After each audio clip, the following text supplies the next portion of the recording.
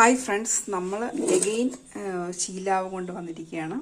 ഞാൻ ശീലാവിന് കറിയും വെച്ചു, ഫ്രൈ ചെയ്തു, തോരനും വെച്ചു. പക്ഷെ ഫസ്റ്റ് ഫ്രൈസ് ഇവിടെ അടിച്ചേക്കുന്ന തോരനാണ്. അപ്പം നിങ്ങളെയും കൂടെ ഒന്ന് കാണിക്കാമെന്ന് ഞാൻ വിചാരിച്ചു. അപ്പം ഞാൻ അതിനുവേണ്ടി ശീലാവ് പിന്നെയും വാങ്ങിച്ചു. നല്ല മീനായിട്ടോ, വലിയ മുള്ളൊന്നുമില്ല, ഒക്കെ ധൈര്യമായിട്ട് കഴിക്കാം. അപ്പം ശീലാവ് ഞാൻ 1 കിലോ ശീലാവ് ഉള്ളതുകൊണ്ട് അത് വാങ്ങിച്ച്, പിന്നെ അതിന് നമുക്കെടുത്തത് ഞാൻ ഇഞ്ചി കൂടുതലിടണം, പച്ചമുളക് നിങ്ങളുടെ എരിവനുസരിച്ച്, ഒരു 2 അല്ലി വെളുത്തുള്ളി, തേങ്ങ, പിന്നെ ചെറിയ ഉള്ളി. ഇത് ജസ്റ്റ് ഒന്ന് ചതക്കിയാകാം, ഒത്തിരി ചതയരുത് കേട്ടോ. പിന്നെ ഞാൻ പുളിക്ക് വേണ്ടി എടുത്തത് മാങ്ങയാണ്, 1/2 മുറി മാങ്ങ വലുതെടുത്തിട്ടുണ്ട്. പിന്നെ ഓൾറെഡി ഞാൻ മീനകത്ത് ഉപ്പ് വെച്ചിട്ടുണ്ട്. അപ്പോൾ ഇത് നമുക്കൊന്ന് ചതച്ചോണ്ട് വരാം. ജസ്റ്റ് ഒന്ന് ചതക്കി ചെയ്യാം. അല്ലെങ്കിൽ ഇടിയലുണ്ടെങ്കിൽ അതിനകത്ത് വെച്ച് ആദ്യം നമ്മൾക്ക് ഇഞ്ചിയൊക്കെ ഇട്ട് ചതച്ചിട്ട് വേണം തേങ്ങയൊക്കെ ഇടാൻ. അപ്പം ജസ്റ്റ് ഒന്ന് ക്രഷ് ചെയ്തിട്ട് വരാം. ഓക്കെ ഫ്രണ്ട്സ്, അപ്പം നമ്മുടെ തേങ്ങയെല്ലാം ഞാൻ ജസ്റ്റ് ഒന്ന് ക്രഷ് ചെയ്തുകൊണ്ട് വന്നു. നല്ല ഒത്തിരി അരയരുത്, ക്രഷ് ചെയ്തുകൊണ്ട് വന്നു. മാങ്ങയപ്പം നമ്മുടെ ഈ മീൻ ഇതിനകത്തോട്ട് ഇട്ട്, ഈ ചട്ടിക്കകത്തോട്ട് ഈ തേങ്ങ മിശ്രിതം ഇട്ടു, മാങ്ങ ഇട്ടു. പിന്നെ എന്തോട്ടറിയോ, കുറച്ച് ഒരു 1/4 ടീസ്പൂൺ മഞ്ഞൾപ്പൊടി, ഒരു 1/4 ടീസ്പൂൺ ഉലുവാപ്പൊടിയോടെ ഇട്ടിട്ടുണ്ട് ഇതിനകത്ത് കേട്ടോ. പിന്നെ ഞാൻ 1 ടേബിൾ സ്പൂൺ വെളിച്ചെണ്ണയും കൂടെ ഒഴിച്ചു. ആവശ്യത്തിന് ഉപ്പ് നമ്മൾ ഓൾറെഡി ഇട്ടിട്ടുണ്ടല്ലോ. ഇതെല്ലാം നല്ലതുപോലെ ഒന്ന് മിക്സ് ചെയ്തെടുക്കാം. അപ്പം നമുക്ക് നല്ലതുപോലെ ഇതൊന്ന് മിക്സ് ചെയ്ത് വെക്കാം. ഇതിനൊന്നും വേവില്ല, ഈ മീനും വേവില്ല, തേങ്ങയ്ക്കും വേവില്ല, ഉള്ളിക്കും വേവില്ല, മാങ്ങയ്ക്കും വേവില്ല. അപ്പം ഇത് നല്ലതുപോലെ കൈ കൊണ്ട് മിക്സ് ചെയ്ത് ഒരു കാര്യം കൊണ്ട് നിങ്ങൾ മറക്കല്, കറിവേപ്പിലുണ്ടെങ്കിൽ ചേർത്തണം കേട്ടോ.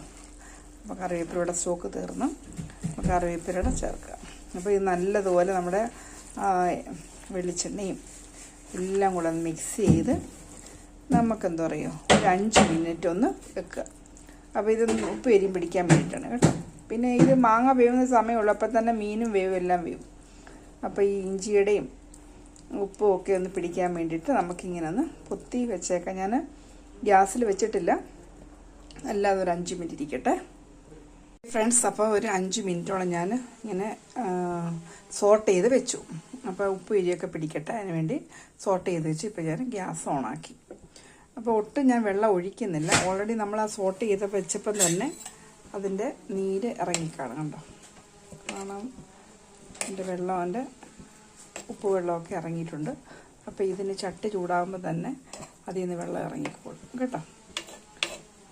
നിങ്ങൾക്ക് വേണമെങ്കിൽ അരപ്പ് വെള്ളം 1-2 സ്പൂൺ ഒഴിക്കാം. ഓക്കെ ഹായ് ഫ്രണ്ട്സ്, ഇതിനകത്തൊരു ട്രിക്ക് കൂടെ പറഞ്ഞുതരാം ഞാൻ. ഒരു 3 മിനിറ്റ് കഴിഞ്ഞ് നല്ലതുപോലെ ചട്ടി ചൂടായി, നമുക്കിതിനകത്ത് കുറച്ച് വെള്ളം ഇറങ്ങിയെന്ന് പറഞ്ഞല്ലോ, അതൊന്ന് തിളച്ച് വരുമ്പോണ്ടല്ലോ ആ തീ അങ്ങ് ഓഫ് ചെയ്യണം. നമ്മൾ പണ്ട് കനലിലൊക്കെ ഈ തീക്കകത്തിട്ട് വേവിക്കുമല്ലോ പണ്ട് അമ്മച്ചിമാരൊക്കെ, അതേപോലെ ആ സിസ്റ്റമാണ്. ഞാൻ അങ്ങ് ഓഫ് ചെയ്തിടും നല്ലതുപോലെ. അപ്പോൾ ചട്ടി ചൂടാകും. അപ്പോൾ ആ ചൂട് കൊണ്ട് നമ്മുടെ മീനും ഈ നമ്മുടെ മാങ്ങയും അരപ്പും എല്ലാം വേവും, അതിനകത്ത് ഉപ്പേരി നല്ലതുപോലെ പിടിക്കുകയും ചെയ്യും.